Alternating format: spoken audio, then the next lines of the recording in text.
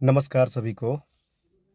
आज हम 10th class के हिंदी हिंदी विषय पर बात करेंगे और इनमें जितना भी क्वेश्चन होगा सब्जेक्टिव में उन सारे क्वेश्चन को हम बताएंगे। ठीक है। और आप लोग से गुजारिश है कि आप लोग थोड़ा सा जुड़े, देखें वीडियो को, शेयर करें और लाइक करें और कमेंट करें। तो चलते हैं हम लोग पार्ट पर। तो सबसे पहला आता है कि श्रम विभाजन जाति प्रथा और श्रम विभाजन जाति प्रथा के लेखक अगर पूछा जाए तो श्रम विभाजन जाति प्रथा के लेखक है B.R. अम्बेडकर, मतलब भीमराव अम्बेडकर। उन्होंने ही ये श्रम विभाजन और जाति प्रथा लिखा है। ठीक है। तो चलते हम लोग क्वेश्चन देखते हैं कि क्वेश्चन क्या है। ठीक है।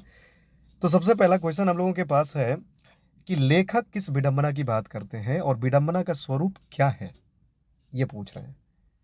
और एग्जाम के व्यू से ये सारे क्वेश्चन इंपॉर्टेंट ही हैं और आप लोग देखें और पेन कॉपी पास रखें ताकि आप लोग समझ पाएं। ठीक है। तो चलते हैं कि लेखक महोदय कौन? B.R. अम्बेडकर जी। आधुनिक युग में ये जातिवाद के पोषकों की कमी नहीं है। वो बताते हैं कि आज हमारे समाज में जो जातिवाद का समर्थन करने वाला है उनका कमी नहीं है। ये सबसे विडंबना की बात है। ये सबसे बड़ी विडंबना की बात है हमारे समाज में, लेखक कहते हैं। आगे कहते हैं विडंबना का स्वरूप यह है कि आधुनिक सभ्य समाज कार्य कुशलता के लिए श्रम विभाजन को आवश्यक मानता है। और आज का जो सभ्य समाज है कार्य कुशलता के लिए वो श्रम विभाजन को आवश्यक मानता है। चूंकि जाति प्रथा भी श्रम विभाजन का दूसरा रूप है, इसलिए इसमें कोई बुराई नहीं है। ये विडंबना का स्वरूप है। और विडंबना की बात तो कहा जा सकता है कि लेखक बताते हैं कि जातिवाद के पोषकों की कमी नहीं। ये सबसे बड़ी विडंबना की बात है हमारे समाज में। देखिए नेक्स्ट क्वेश्चन हम लोगों के पास है कि जातिवाद के पोषक के पक्ष में क्या तर्क देते हैं। जातिवाद के जो समर्थक करने वाले हैं उनके पक्ष में, मतलब जातिवाद के पोषक इनके पक्ष में क्या समर्थन देते हैं, क्या कहते हैं।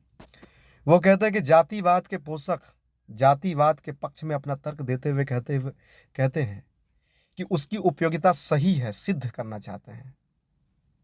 आगे कहते हैं कि जातिवादियों का कहना है कि आधुनिक सभ्य समाज कार्य कुशलता के लिए श्रम विभाजन को आवश्यक मानता है। किस विभाजन को आवश्यक मानता है? तो श्रम विभाजन को, क्योंकि श्रम विभाजन जाति प्रथा का ही रूप है। इसलिए श्रम विभाजन में कोई बुराई नहीं है। जातिवादी समर्थकों का कहना है, क्या कहना है, कि माता पिता के सामाजिक स्तर के अनुसार, यानी गर्भधारण के समय से ही मनुष्य का पेशा निर्धारित कर दिया जाता है। ये इनका कहना है, जो कि अस्वाभाविक है, जो कि सही नहीं है। हिंदू धर्म पेशा परिवर्तन की अनुमति नहीं देता है। हिंदू धर्म में यह कहा गया है कि आप जिस जाति में जन्म लिए हैं उसी जाति में उस जाति का जो भी कार्य है समाज में वही काम करना पड़ेगा, ना कि आप कोई दूसरा काम कर सकते हैं। भले ही वो पेशा, वो काम धंधा सही है या गलत है, भले ही उसे भूखे मरने की नौबत आ जाए, लेकिन उसे अपनाना ही होगा। उनके पूर्वज जो काम करते आए हैं उसी काम को अपनाना ही होगा। जातिवादियों का कहना है जातिवाद के जो समर्थक हैं उनका कहना है कि परंपरागत पेशे में व्यक्ति दक्ष हो जाता है और वह अपना कार्य सफलतापूर्वक संपन्न करता है। ये जातिवाद का जो समर्थन करने वाले व्यक्ति हैं उन व्यक्ति का कहना है कि ये परंपरागत जो उनके पूर्वज करते हुए आए हैं जो पेशे, उन पेशों को करने के बाद जो है वो व्यक्ति कुशल हो जाते हैं उस काम में। जातिवादियों ने, जातिवाद के समर्थकों में व्यक्ति की स्वतंत्रता को अपहत कर सामाजिक बंधनों के दायरों में ही जीने मरने के लिए विवश कर दिया है। उनका कहना है कि इससे सामाजिक व्यवस्था बनी रहती है। जातिवाद के समर्थक करने वाले, जातिवादियों का कहना है ये। और अराजकता नहीं फैलती है, ये जातिवाद के समर्थकों का कहना है। नेक्स्ट क्वेश्चन पर चले तो नेक्स्ट क्वेश्चन क्या कह रहा है कि जातिवाद के पक्ष में दिए गए तर्कों पर लेखक की प्रमुख आपत्तियां क्या क्या है। लेखक किन किन चीजों पर जो है आपत्ति दर्ज करता है कि कौन कौन चीज खराब है या अच्छा है। जातिवाद के पक्ष में दिए गए तर्कों पर लेखक ने आपत्ति उठाई है जो चिंतनीय है, चिंतन करने योग्य है। क्या है? लेखक के दृष्टिकोण में जाति प्रथा गंभीर दोषों से युक्त है। ये गंभीर दोष है इसमें। जाति प्रथा का श्रम विभाजन मनुष्य की स्वेच्छा पर निर्भर नहीं करता है। वो चाहता है कि वो भी कोई दूसरा कार्य करे, कोई अच्छा कार्य करे। वो इस काम में निपुण नहीं है, वो दूसरे काम को करना, दूसरे काम में निपुण है। लेकिन श्रम विभाजन जाति प्रथा उन्हें एक ही खूंटे में, एक ही काम में, एक ही धंधे में बांधकर आजीवन रखता है। मनुष्य की व्यक्तिगत भावना या व्यक्तिगत रुचि का इसमें कोई स्थान या महत्व नहीं रहता है। आर्थिक पहलू से भी यह बहुत ही हानिकारक है, जाति प्रथा है। इसलिए कहा जा सकता है कि जाति प्रथा मनुष्य का स्वाभाविक प्रेरणा, रुचि व आध्यात्मिकता को दबा देती है। उनका रुचि नहीं है, इस काम में नहीं लग रहा है, फिर भी उसको व्यवस्थापूर्ण अपनाना पड़ता है। साथ ही अस्वाभाविक नियमों में जकड़कर निष्क्रिय भी उसको बना दिया जाता है। तो हम गुजारिश करते हैं कि आप लोग जो है थोड़ा ध्यान से इस वीडियो को देखें, लाइक करें, कमेंट करें और शेयर करें। नेक्स्ट क्वेश्चन है हम लोगों के पास, जातिवाद जो जाति है वो जाति भारतीय समाज में श्रम विभाजन का स्वाभाविक रूप क्यों नहीं है कही जा सकती है। भारतीय समाज में जाति श्रम विभाजन का स्वाभाविक रूप नहीं कही जा सकती है। श्रम के नाम पर श्रमिकों का विभाजन है। श्रमिकों के बच्चों को अनिच्छा से अपनी बपौती काम करना पड़ता है, जो आधुनिक सभ्य समाज के लिए स्वाभाविक रूप नहीं है, यह सही नहीं है। नेक्स्ट क्वेश्चन क्या कह रहा है कि जाति प्रथा भारत में बेरोजगारी का प्रमुख और प्रत्यक्ष कारण है, कैसे बनी हुई है ये लेखक बताते हैं इसके बारे में। जाति प्रथा मनुष्य को जीवन भर के लिए एक ही पेशे में बांध देती है, एक ही खूंटे में बांध देती है, भले ही पेशा सही हो या गलत हो। कारण वह भूखे मर जाए। आधुनिक युग में उद्योग धंधे की प्रक्रिया तथा तकनीक में लगातार विकास और अचानक परिवर्तन होने के कारण मनुष्य का पेशा बदलने की आवश्यकता पड़ सकती है, पेशा पड़ सकती है। लेकिन किंतु भारतीय हिंदू धर्म की जाति प्रथा व्यक्ति को परंपरागत होने के बावजूद ऐसा पेशा चुनने की अनुमति नहीं देता है जो उसका पैतृक पेशा न हो।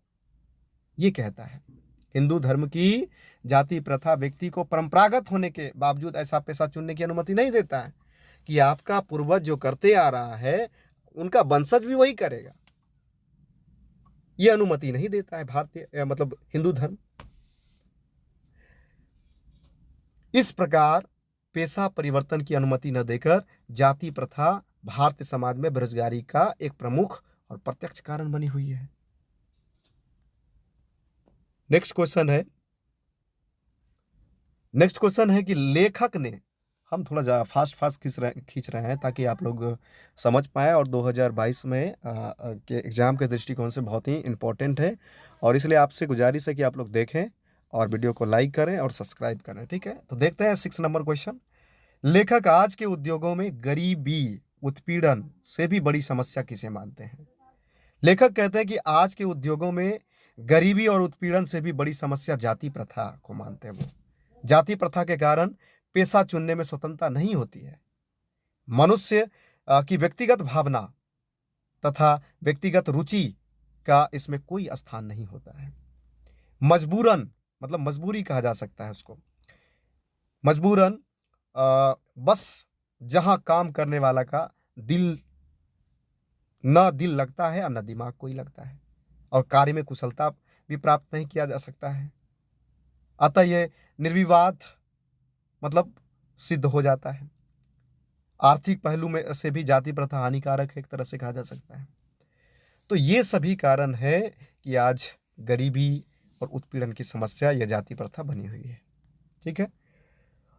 7th नंबर क्वेश्चन है आपका, लेखक ने पाठ में किन प्रमुख पहलुओं में जाति प्रथा को हानिकारक प्रथा के रूप में बताया है? लेखक कह रहा है कि जाति प्रथा के कारण श्रमिकों का स्वाभाविक विभाजन हो गया है, आपस में ऊंच नीच की भावना भी पैदा हो गया है और वर्तमान में मौजूद है। जाति प्रथा के कारण अनिच्छा से पुश्तैनी पेशा अपनाना पड़ता है, जिसके कारण मनुष्य की पूरी क्षमता का उपयोग नहीं होता। आर्थिक विकास में भी जाति प्रथा बाधक है। लेखक यही बताना चाहते हैं, यह हानिकारक प्रथा है। चलिए नेक्स्ट क्वेश्चन पर चलते हैं। आगे कह रहा है कि सच्चे लोकतंत्र की स्थापना के लिए लेखक ने किन किन विशेषताओं की बात बताया है, क्या क्या बताया वो? भीमराव अंबेडकर ने सच्चे लोकतंत्र की स्थापना के लिए निम्न बातों को बताया है, विशेषताओं का उल्लेख किया है। देखते हैं क्या है। फर्स्ट देखा जाए तो सच्चे लोकतंत्र के लिए समाज में स्वतंत्रता, समानता और भाईचारा, भातृत्व का भावना में वृद्धि हो बनाए रखना चाहिए। समाज में इतनी गतिशीलता बनी रहे कि कोई भी वांछित परिवर्तन समाज के एक छोर से दूसरे छोर तक संचालित हो सके। कोई भी सरकार योजना लाए तो उस योजना का लाभ सभी व्यक्ति को मिले। समाज में बहुविध मतलब सबका भाग होना चाहिए, सबका विकास होना चाहिए, सबकी रक्षा के प्रति सजग रहना चाहिए। आगे पॉइंट, सामाजिक जीवन में अबाध संपर्क के अनेक साधन व अवसर उपलब्ध रहने चाहिए। आगे बताते हैं वो कि दूध पानी के मिश्रण की तरह भाईचारा होना चाहिए। एक आदर्श लोकतंत्र में इन्हीं गुणों या विशेषताओं से युक्त तंत्र का दूसरा नाम क्या है? लोकतंत्र है। लोकतंत्र शासन की एक पद्धति नहीं है, एक शासन करने का एक पद्धति नहीं है। लोकतंत्र मूलतः सामूहिक दिनचर्या की एक रीति तथा समाज सम्मिलित अनुभवों के आदान प्रदान का नाम है। इसमें यह आवश्यक है कि अपने साथियों के प्रति श्रद्धा का भाव एवं सम्मान का भाव बनाए रखें, तभी हम एक आदर्श, एक सच्चे लोकतंत्र की स्थापना भी कर सकते हैं। चलिए आगे नेक्स्ट क्वेश्चन पर चल रहे हैं। पाठ से कुछ आगे सरल वाक्य है, इस वाक्य को आप लोग देख लेंगे और हम बता भी देते हैं। देखिए क्या है, अब पाठ से संयुक्त सरल एवं मिश्र वाक्य को चुने। कौन सा सरल वाक्य है, कौन सा मिश्र वाक्य है? तो देखिए संयुक्त वाक्य है ये। सरल वाक्य यहाँ पे देखिए, पेशा परिवर्तन की अनुमति नहीं है। तकनीकी ने लगातार, निरंतर का मतलब लगातार विकास होता है। तकनीकी में निरंतर विकास होता है, हमेशा विकास होता है, विश्व के किसी भी समाज में नहीं पाया जाता है। ये रहा संयुक्त। मैं जातियों के विरुद्ध हूं, फिर मेरी दृष्टि में आदर्श समाज क्या है? तो ये हो जाएगा संयुक्त वाक्य। ठीक है, नेक्स्ट चलते हैं। ये पंक्तियां हैं। लोकतंत्र सामूहिक जीवनचर्या का एक रीति तथा समाज का सम्मिलित अनुभव के आदान प्रदान का नाम है। जाति प्रथा कम काम करने और टालू काम करने के लिए प्रेरित करती है। ठीक है, मिश्र वाक्य देखते हैं क्या है। मिश्र वाक्य है ये, विडंबना की बात है कि इस युग में जातिवाद के पोषकों की कमी नहीं है। जाति प्रथा की विशेषता यह है कि यह श्रमिक का अस्वाभाविक विभाजन करती है। कुशल व्यक्ति का निर्माण करने के लिए यह आवश्यक है कि हम एक कुशल व्यक्ति का निर्माण करने के लिए जरूरी है कि व्यक्तियों की क्षमता का सदा विकसित मतलब व्यक्तियों की क्षमता को सदा मतलब हमेशा विकसित करें। ठीक है, देखिए आगे है हम लोगों के पास विलोम शब्द, इनको भी देख लेते हैं। सभ्य असभ्य, विभाजन संधि, निश्चय अनिश्चय, ऊंच ऊंचा नीच, स्वतंत्रता परतंत्रता, दोष निर्दोष। ठीक है, आगे चलते हैं। आगे क्या है? आगे है सजग निर्जग, रक्षा आरक्षा, पूर्व निर्धारण पर निर्धारण। इन सब चीजों को भी देखना है। ठीक है, तो ये रहा आपका पाठ से। और पर्यायवाची शब्द भी दिया गया है इसमें। दूषित, गंदा, अपवित्र बोला जा सकता है। श्रमिक, श्रमिक का मजदूर, श्रमजीवी। पेशा, रोजगार, नौकरी। अकस्मात, अचानक, एकाएक। अनुमति, आदेश, निर्देश। अवसर, मौका, संयोग। परिवर्तन, बदलाव, रूपांतरण। सम्मान, प्रतिष्ठा। इन शब्दार्थों को भी आप जो है थोड़ा सा देखें, ताकि आप जो है इन सब चीज़ों को भली भांति समझ पाएं। ठीक है।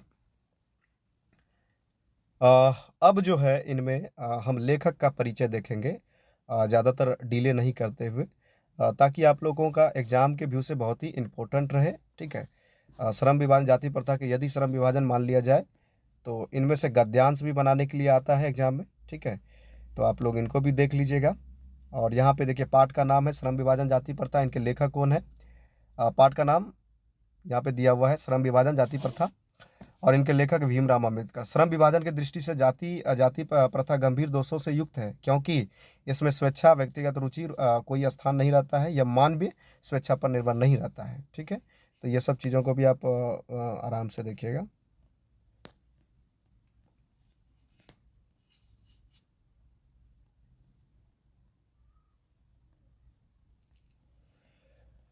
यहाँ से हम शुरू करते हैं कि भारतीय श्रम विभाजन जाति प्रथा के लेखक कौन है, तो भीमराव अम्बेडकर। भीमराव अम्बेडकर जी, ये गलत है, भीमराव अम्बेडकर, घ नंबर आंसर का सही है। ठीक है। नेक्स्ट क्वेश्चन है कि भारतीय संविधान के निर्माण में महत्वपूर्ण भूमिका किसने, तो भीमराव अम्बेडकर। नेक्स्ट है सभ्य समाज की आवश्यकता क्या है, सभ्य समाज की आवश्यकता है श्रम विभाजन। एक सभ्य समाज की स्थापना करने के लिए हमको श्रम विभाजन को अपनाना पड़ेगा, न कि जाति प्रथा को। ठीक है। आगे निम्नलिखित रचनाओं में से कौन सी रचना डॉक्टर अम्बेडकर के द्वारा लिखा गया है, तो इनमें से सभी हो जाएगा, ये सभी। ठीक है। चलिए आगे है भीमराव अम्बेडकर के चिंतन तथा रचनात्मकता के में इनके कौन से व्यक्ति प्रेरक रहे हैं माने जाते हैं, तो ये सभी हो जाएगा। कबीर भी था, ज्योतिबा फुले भी, महात्मा बुद्ध भी। ठीक है। नेक्स्ट है रिक्त स्थानों की पूर्ति है। ये कह रहा है कि इस युग में जातिवाद के यहाँ पर पोषक भराएगा, पोषकों की कमी नहीं है। ठीक। नेक्स्ट कह रहा है कि जाति प्रथा मनुष्य की रुचि पर आधारित नहीं है। सही बात है, ये रुचि पर आधारित नहीं है। ठीक है। नेक्स्ट क्वेश्चन क्या है, नेक्स्ट क्वेश्चन है कि भारत में जाति प्रथा बेरोजगारी का एक कारण है। नेक्स्ट क्वेश्चन देखते हैं। नेक्स्ट क्वेश्चन कह रहा है कि भाईचारे का दूसरा नाम क्या है, लोकतंत्र। लोकतंत्र यहां पर होगा, लोकतंत्र को भाईचारे का दूसरा नाम दिया गया है। अगला यहां पर कुछ प्रश्न है, वन वर्ड में है। ठीक है। श्रम विभाजन कैसे समाज की आवश्यकता है, श्रम विभाजन आज के सभ्य समाज की आवश्यकता है, एक सभ्य समाज की आवश्यकता है ये। ठीक है। नेक्स्ट कह रहा है कि जाति प्रथा स्वाभाविक विभाजन नहीं है, क्यों, रुचि पर आधारित नहीं होने के कारण जाति प्रथा यह स्वाभाविक विभाजन नहीं है। ठीक है। नेक्स्ट क्वेश्चन कह रहा है कि बाबा साहब भीमराव अम्बेडकर की दृष्टि से आदर्श समाज कैसा होगा, तो बाबा भीमराव अम्बेडकर की दृष्टि में आदर्श समाज जो होना चाहिए वह स्वतंत्रता होना चाहिए, समानता होना चाहिए, और बंधुत्व और भाईचारा पर आधारित होना चाहिए। ठीक है। नेक्स्ट है कि भीमराव अम्बेडकर का जन्म किस प्रकार के परिवार में हुआ था, तो भीमराव अम्बेडकर का जन्म जो है एक दलित परिवार में हुआ था। इन्होंने काफी संघर्ष किया था। बुद्धिज्म एंड कम्युनिज्म नामक पुस्तक के लेखक, तो बुद्धिज्म एंड कम्युनिज्म नामक पुस्तक के लेखक भीमराव अम्बेडकर जी हैं। ठीक है, BR अम्बेडकर। अब इनके लेखक का कवि परिचय भी देख ले, जो कि एग्जाम के दृष्टिकोण से बहुत ही इंपॉर्टेंट है। बाबा साहब भीमराव अम्बेडकर का जन्म अगर कहा जा सकता है तो 14 अप्रैल 1891 में महू मध्य प्रदेश, यहाँ पे कट गया है थोड़ा सा, आप लोग देख लीजिएगा, महू मध्य प्रदेश में एक दलित परिवार में हुआ था। मानव मुक्ति के पुरोधा बाबा साहब अपने समय के सबसे सुपठित जनों में से, विद्यार्थियों में से एक थे। प्राथमिक शिक्षा के बाद बड़ौदा के नरेश का मतलब होता है राजा, के प्रोत्साहन पर उच्चतर शिक्षा के लिए वो न्यूयॉर्क अमेरिका गए, फिर वहां से लंदन इंग्लैंड गए। उन्होंने संस्कृत का धार्मिक, पौराणिक और पूरा वैदिक अनुवाद के जरिए पढ़ा। आगे चलते हैं। और ऐतिहासिक सामाजिक क्षेत्र में अनेक मौलिक स्थापनाएं प्रस्तुत किया। सब मिलकर वे इतिहास, मीमांसक, विधिवेता, अर्थशास्त्री, समाजशास्त्री, शिक्षाविद तथा धर्म दर्शन के व्याख्याता बनकर उभरे। ये ऐसे व्यक्ति थे भीमराव अंबेडकर जी। ठीक है। इन्होंने राजा मतलब प्रारंभिक शिक्षा पूरा करने के बाद जो है नरेश, बड़ौदा के जो नरेश थे, उनके प्रोत्साहन से जो है कि ये उच्चतर शिक्षा के लिए न्यूयॉर्क गए। अमेरिका में है न्यूयॉर्क। और फिर वहां से इंग्लैंड पहुंच गए, लंदन। और उन्होंने जो है संस्कृत का धार्मिक, पौराणिक और पूरा वैदिक अनुवाद के जरिए जो है कि पढ़ा ये। ठीक है। ये स्वदेश में कुछ समय उन्होंने वकालत किया। अपने देश आने के बाद पढ़ाई पूरा करने के बाद जो है कि वो देश लौटे और वकालत भी किए। समाज और राजनीति में बेहद सक्रिय भूमिका निभाते उन्होंने अछूतों, स्त्रियों और मजदूरों का मानवीय अधिकार व सम्मान दिलाने के लिए अथक परिश्रम, मतलब आजीवन परिश्रम करते रहा। काफी परिवर्तन मतलब संघर्ष किया इन्होंने। उनके चिंतन व रचनात्मक के मुख्यतः 3 प्रेरक व्यक्ति रहे हैं। ये भी पूछा जा सकता है कि भीमराव अंबेडकर के 3 प्रेरक व्यक्ति कौन थे? बुद्ध थे, कबीर थे, ज्योतिबा फूले थे। भारत के संविधान निर्माण में उनकी महत्व भूमिका और एक निष्ठ समर्पण के कारण ही आज मतलब हम आज उन्हें भारतीय संविधान का निर्माता कहकर श्रद्धांजलि अर्पित कर रहे हैं। दिसंबर 1956 में दिल्ली में बाबा साहब का निधन हो गया, मौत हो गया। इन्होंने बहुत सारे चीज लिखे हैं, उनको भी देख लेते हैं। बाबा साहब ने अनेक पुस्तकें लिखी। उनकी प्रमुख रचनाएं हैं एवं भाषण है the caste in India, their mechanism, genesis development, the untouchables, who are Rudras, Buddhism, communism, Buddha and his Dhamma. ये सब सारा चीज उन्होंने लिखा है। आई होप हम ये कहना चाहेंगे कि आप लोग जो है थोड़ा सा यहाँ वीडियो को देखें, लाइक करें, सब्सक्राइब करें। जय हिंद।